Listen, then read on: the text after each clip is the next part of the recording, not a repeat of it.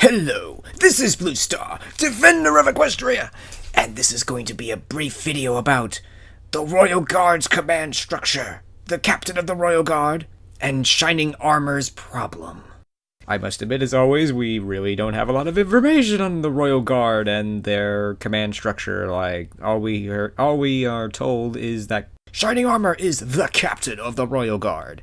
But Rarity makes a comment that basically suggests that maybe there's more than one Captain of the Royal Guard. And I was reading The Elements of Harmony, the guidebook. It describes Shinning Armor as the Unicorn Captain of the Royal Guard. And at first I thought this meant, maybe there's more than one Captain of the Royal Guard, that maybe there's like 3 Captains of the Royal Guard, one for each species/race of ponies, or whatever you want to call them.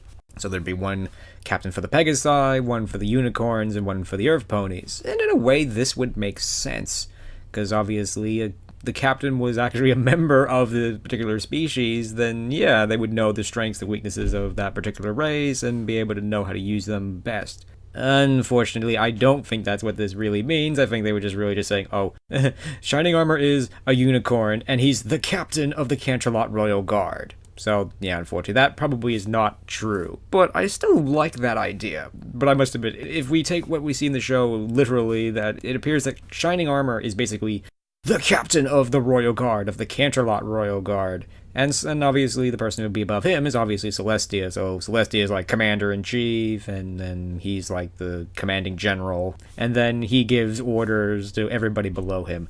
This sort of raises an interesting but annoying and almost insulting point that when Chrysalis says, Shining Armor is unable to fulfill his duties as captain of the Royal Guard, that she seems to be implying that basically because Shining Armor has basically been disabled and he's messed up and everything, that the Royal Guard don't know what to go do with themselves because Shining Armor is not there to tell them what to go do.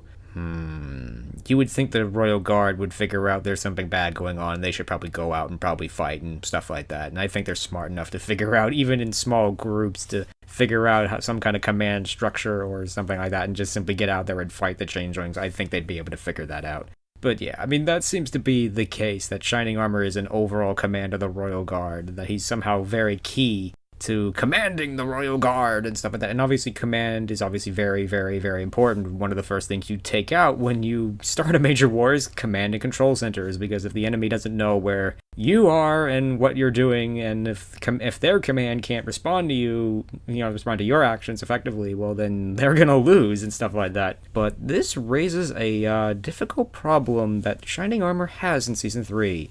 The book also describes that he is co-leader of the Crystal Empire, which means that he's no longer in Canterlot. So he's not there to lead the Royal Guard anymore. In fact, I'm not even sure he is a member of the Royal Guard anymore. If you notice in the Crystal Empire Part 1 and 2, he's not wearing his armor, which you would think he would. I mean, he's going on this big, dangerous mission to secure this empire that hasn't been seen for 1,000 years. I would want a suit of armor. Maybe he's no longer a member of the Royal Guard, or maybe not the Canterlot Royal Guard. I mean, and I guess that means when that happens, I guess you turn in your armor and stuff like that. But anyway, more to sort of my point that I was trying to make was that, yeah, he's no longer in Canterlot, so even if he is a member of the Royal Guard and still captain of the Royal Guard, he basically can't do his job. Remember, Equestria doesn't have radios or the internet or telephones or cell phones or anything like that. He'd really have to be in Canterlot to really, lead the Canterlot Royal Guard effectively, and he's simply not there because he's basically, he and Cadence are married, and they've basically moved to the Crystal Empire, and they're basically now in charge.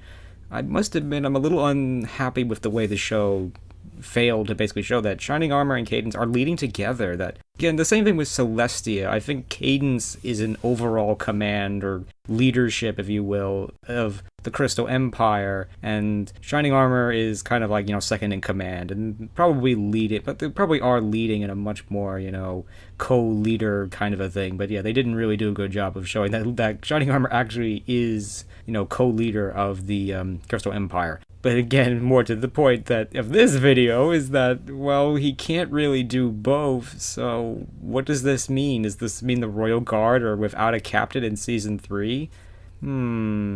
Probably.